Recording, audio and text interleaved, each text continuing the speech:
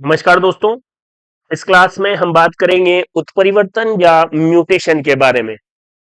एक एक लाइन बिल्कुल एग्जाम ओरिएंटेड है और कनेक्टिविटी ऑफ कॉन्सेप्ट भी है। ये अब आपको बहुत अच्छे से पता लग गया होगा, इसलिए प्रत्येक वीडियो में मैं ये बात रिपीट नहीं करता। जो भी टॉपिक हम पढ़ रहे हैं उसको बायोलॉजी की बाकी टॉपिक के साथ कनेक्ट करके भी पढ़ते हैं। क्लियर है? तो आइए शुरू करते हैं। म्यूटेशन या उत्परिवर्तन। पहली बात तो यह है कि म्यूटेशन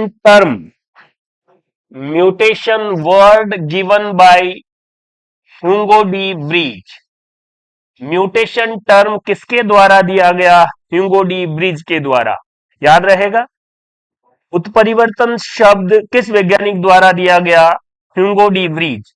ह्यूगो डी ब्रिज ने उत्परिवर्तन का अध्ययन एक पादप पर किया, ओइनोथोरा लेमार्कियना, जिसे इवनिंग प्रिमरोज के नाम से भी जाना जाता है। तो ह्यूगो डी ब्रिज ने उत्परिवर्तन का अध्ययन ओइनोथोरा लेमार्कियाना या इवनिंग प्रिमरोज पर किया और ये हाइब्रिड प्लांट है, संकरित प्लांट है।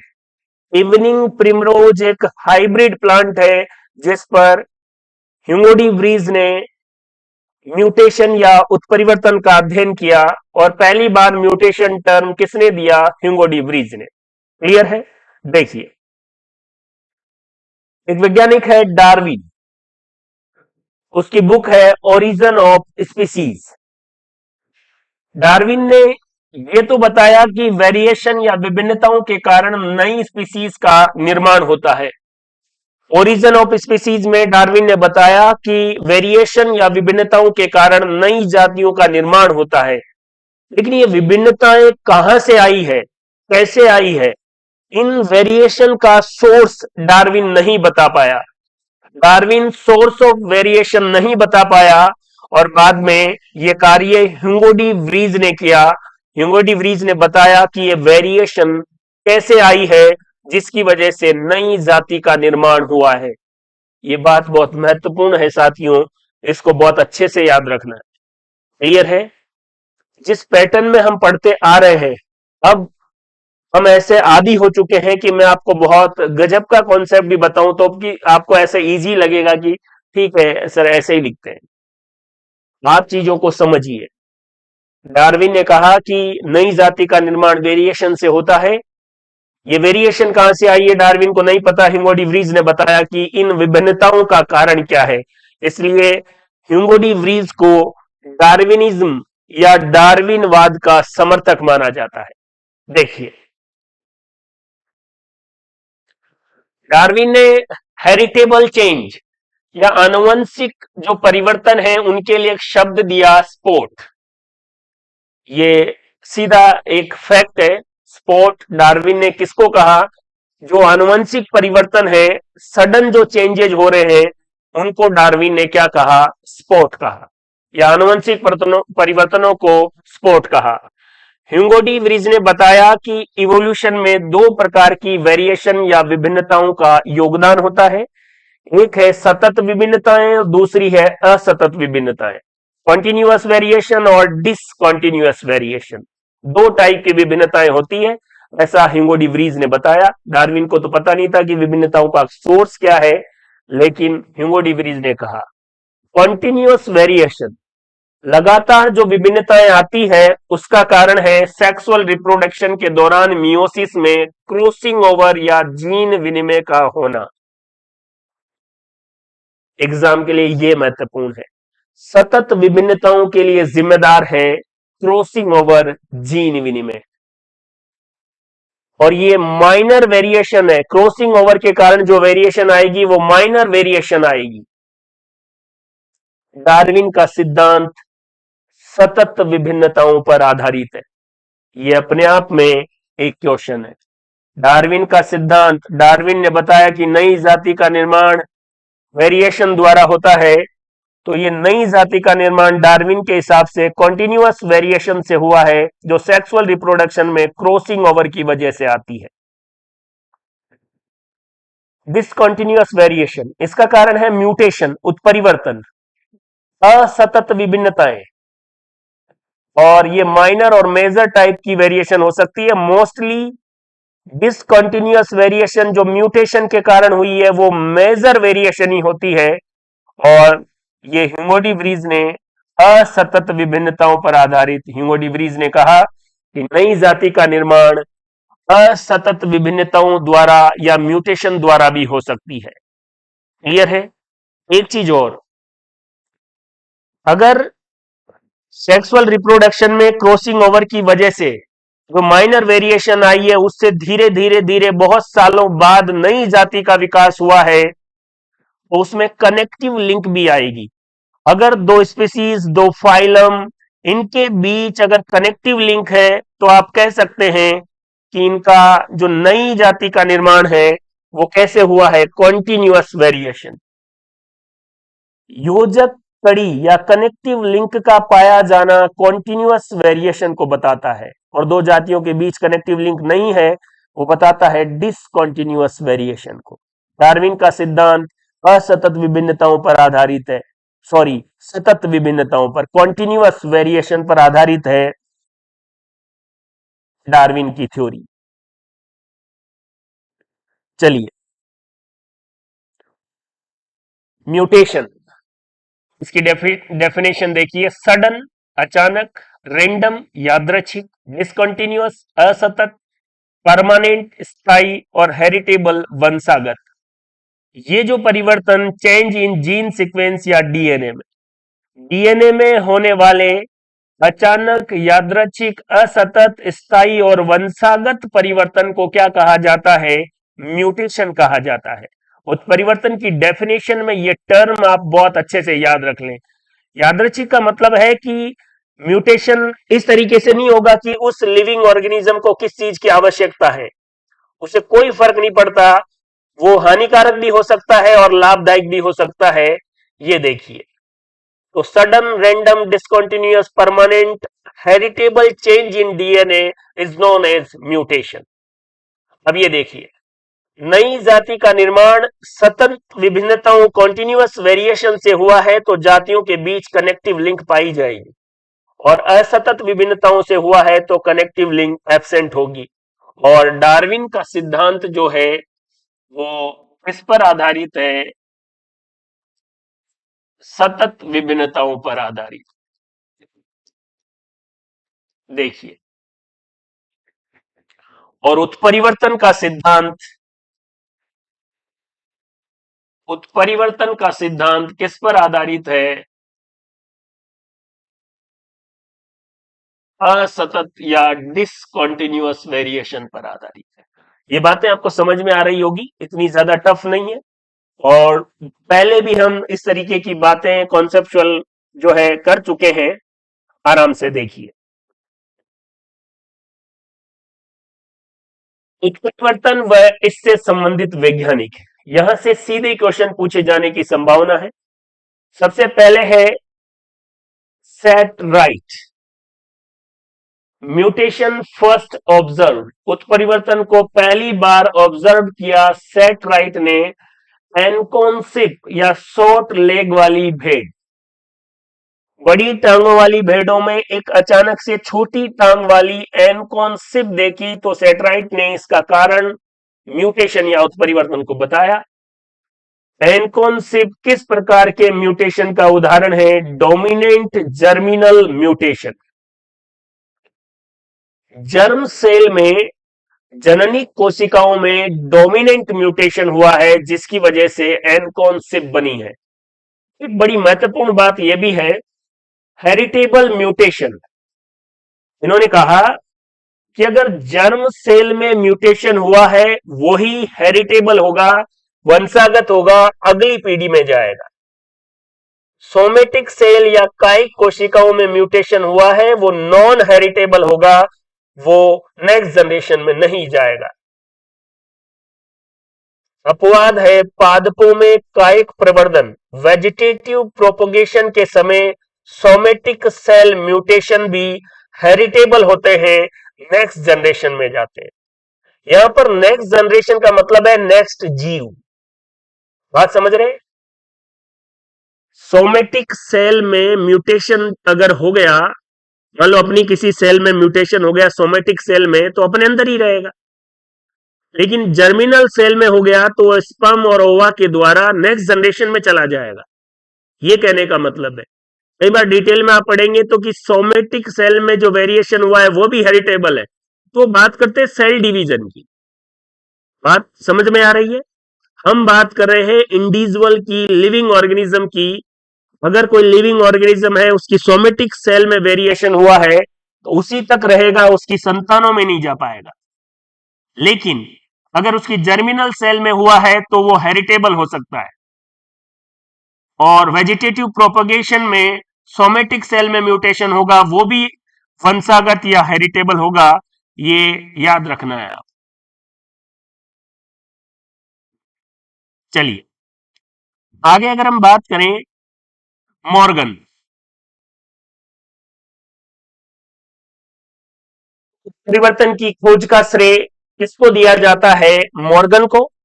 इन्होंने रेड आई ड्रोसोफिला की पॉपुलेशन में व्हाइट आई मेल ड्रोसोफिला को देखा।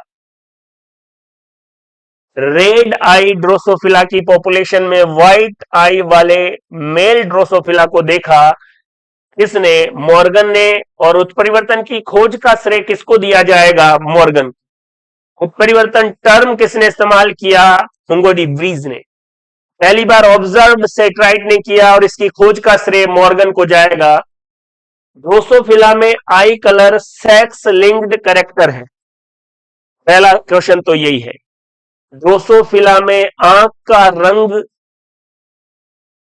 सेक्स लिंक्ड कैरेक्टर है। कौन से क्रोमोसोम पर पाया जाएगा? एक्स क्रोमोसोम पर। यहां देखिए, अगर कोई मेल, इसमें एक चीज याद रखिए, डब्ल्यू, कैपिटल डब्ल्यू से डोमिनेंट, और इसमें जो आंख का रंग होगा वो रेड, और स्मॉल डब्ल्यू से रिसेसिव, जिसमें आंख का रंग होगा व्हाइट। अगर मेल के अंदर एक्स वाई है और एक्स पर कैपिटल डब्ल्यू है तो रेड, स्मॉल डब्ल्यू है तो व्हाइट। और फीमेल में डबल एक्स, दोनों पर कैपिटल डब्ल्यू है रेड, एक पर भी कैपिटल डब्ल्यू और दूसरे पर स्मॉल है, क्योंकि जो है रेड वाला है जीन वो डोमिनेंट है तो रेड, और दोनों पर स्मॉल आ गया तो व्हाइट आई हो जाएगी। देख लीजिए, जीनोटाइप के अकॉर्डिंग भी आप देखिए, ड्रोसोफिला में आंख का रंग सेक्स लिंक्ड कैरेक्टर है, और इस पर एक्सपेरिमेंट किसने किए? मॉर्गन ने। म्यूटेटेड जीन प्लियोट्रोपिक जीन भी हो सकता है, यह भी बहुत अच्छा कॉन्सेप्ट है। प्लियोट्रोपिक मैंने आपको बताया हुआ है, बहुप्रभाविता। एक जीन एक से अधिक लक्षणों को प्रभावित करे।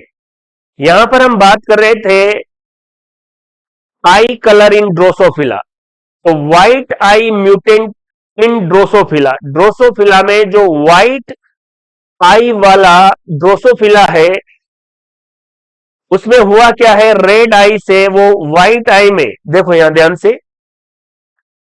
व्हाइट आई म्यूटेंट इन ड्रोसोफिला, मतलब वो ड्रोसोफिला जिसमें व्हाइट आई है, यह परिवर्तन केवल रेड आई से व्हाइट आई में ही नहीं हुआ है। जैसे डोमिनेंट जीन जो कैपिटल डब्ल्यू है वो नहीं है, इसकी वजह से व्हाइट आई हुई है, लेकिन इसकी वजह से रेड आई से व्हाइट आई में ही नहीं, बल्कि ट्रांसपेरेंसी ऑफ टेस्टिकुलर एनवलप, जो वृषण है उनके एनवलप, और शेप ऑफ स्पर्मेथिका में भी बदलाव हुआ है। एक रेड आई वाला ड्रोसोफिला और एक व्हाइट आई वाला मेल ड्रोसोफिला। केवल आंख का रंग ही नहीं बदला है, इस व्हाइट आई वाले में टेस्टिकुलर एनवलप की ट्रांसपेरेंसी और स्पर्मेथिका की शेप भी बदली है। इसका मतलब जो आई कलर वाला जीन है वो आंखों के रंग के अलावा इन दो लक्षणों को भी प्रभावित करता है, इसलिए इसे कहा जाएगा प्लियोट्रोपिक। इसका अर्थ यह हुआ कि आई कलर वाली जीन प्लियोट्रोपिक जीन है, एक्स क्रोमोसोम पर पाई जाएगी। क्लियर है? अगर कैपिटल डब्ल्यू रहा तो रेड, और कैपिटल डब्ल्यू डोमिनेंट है और स्मॉल डब्ल्यू रिसेसिव है। तो डोमिनेंट आएगा तो रेड और रिसेसिव आएगा तो क्या आ जाएगी, व्हाइट आई। तो प्लियोट्रोपिक से मैंने इसको जोड़कर आपको बताया है। देखिए, उत्परिवर्तन रैंडम होते हैं, ये किसी जीव के लाभ और हानि के अनुसार नहीं होते, ये मैंने बता दिया है। अगला वैज्ञानिक है मूलर। देखिए, मूलर के बारे में बात करते हैं।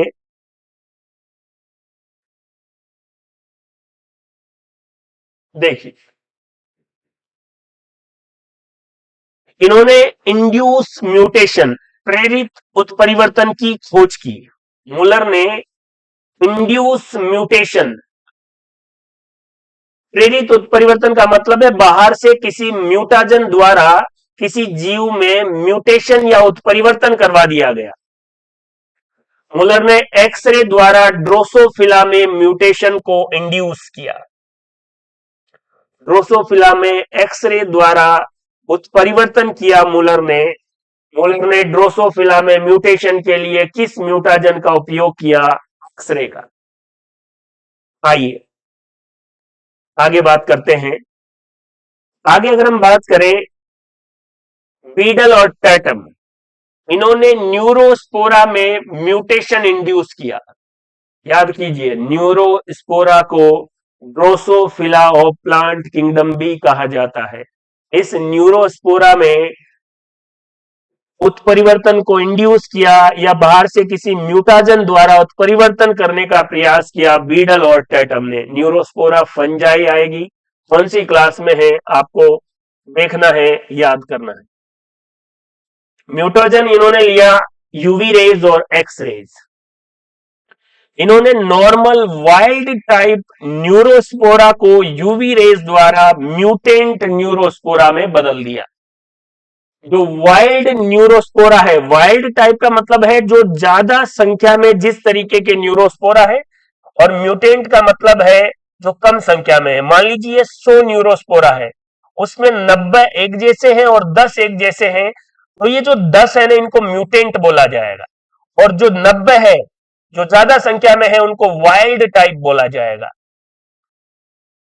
ये प्रोटोट्रोप होता है। प्रोटोट्रोप का क्या मतलब है, इसे वृद्धि के लिए ज्यादा न्यूट्रिएंट की आवश्यकता नहीं है, क्योंकि अधिकांश न्यूट्रिएंट ये स्वयं बना लेता है। इसके अंदर जीन होती है, ये खुद विटामिन बी, थियामीन ये खुद बना लेगा और अपने न्यूट्रिशन का ध्यान रखेगा। वाइल्ड टाइप न्यूरोस्पोरा, और इसमें न्यूट्रिशन का टाइप है प्रोटोट्रोप। प्रोटोट्रोप का मतलब है खुद अपनी जीन द्वारा कुछ न्यूट्रिएंट्स बनाना। देख लीजिए,